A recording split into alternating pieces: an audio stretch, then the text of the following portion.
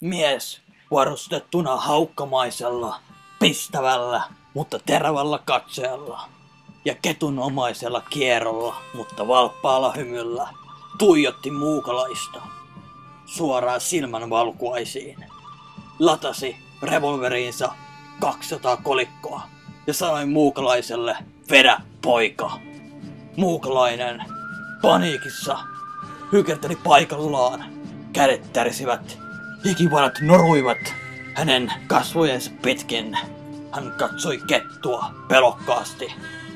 Latasi aseeseensa 490 kolikkoa ja tuulettimen. Rukoili hiljaa, pisti silmät kiinni ja toivoi parasta. Kettu nauroi tämän nähdessään. Tanssi viikaten miehen kanssa oli alkanut. Sanoja ei enää tarvittu, vain teoilla oli merkitystä. Revolverien välke ja kuplanhoppien pilke. Kaikki muu oli turhaa.